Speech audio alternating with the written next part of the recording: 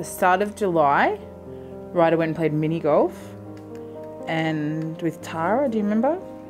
And we thought that he had just tripped over something at mini golf and strained his leg. And so he started limping and we didn't know that there was anything specific wrong because it wasn't even really hurting him. He just wasn't really carrying weight on that leg. But at the same time, he was going to childcare and had like symptoms of a virus, so a little bit coldy, a little bit fevers. He'd go over 38 and I think something was really wrong. So we took him to the doctors down the road and they thought that Ryder had a virus and then that the limp was some unrelated strain. And so I think I took him back a couple of times to the GP and got told it's just a virus, just wait it out. And then the third time he was starting to have pain in his leg. So we went and got an x-ray on your knee. Ryder said that it was this knee that was hurting, and by the time we went and got the x-ray, he said, it's this knee that's hurting. So we did an x-ray, that showed up nothing.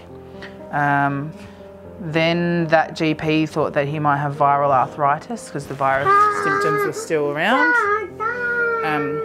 Still waited out, put him on Nurofen. He started having pain in, where were you sore again? His back? What's hurting? What's hurting? My back. Show me where. Tummy. Back. Shoulders. Head. Mainly tummy. Big tummy sore. And back. So they thought it might be viral arthritis. So it had then been 3 weeks, so I took him to another GP to get another second opinion.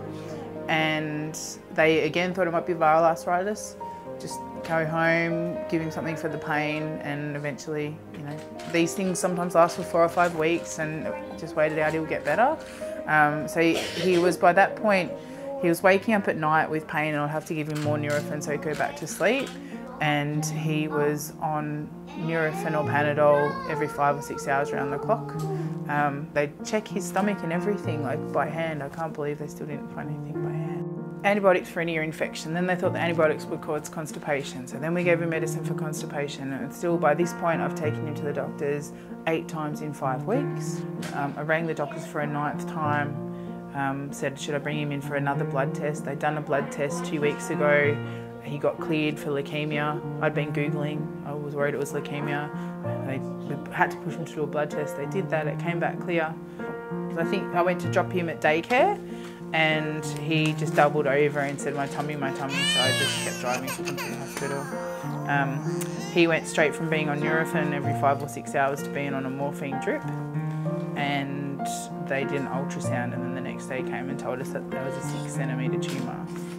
So from all of those checking to see if he was constipated and this, that and the other, no one picked up the 6 centimetre. So the first few days is a bit of a blur, obviously, but there was a bit of relief because we knew what was wrong with him, and also because someone was helping me look after him because he was in a lot of pain.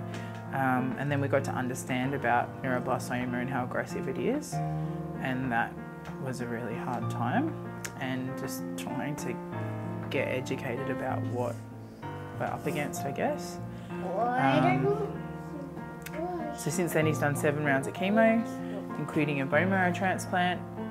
We just finished radiation and we still have 6 months of a thing called immunotherapy to go, which increases prognosis by 20%, the immunotherapy. But then even after doing that, and after doing all of this, then there's a 50% chance of a relapse.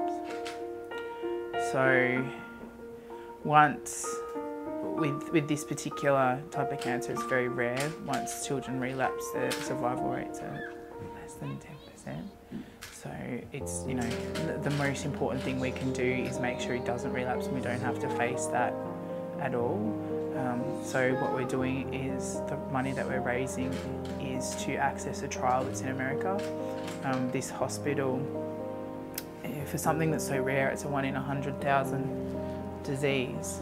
This hospital in New York will see over 120 cases a year of this, specifically neuroblastoma. And they've got 6 specialists there, so they specialise in this particular cancer.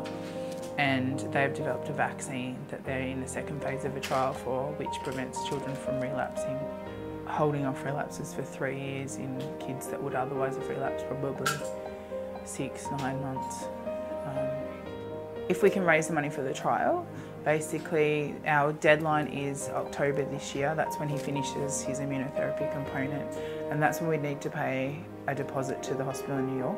The vaccine goes for 12 months and it's 7 injections over the 12 months. This really is our only option. This is our absolute best chance of beating this 1 in 2 chance of relapse. We just can't tell you how important it is for me to get, I just have to get this money to get him to this trial, to never have to face the prospect of relapsing and what that means for him and for the family.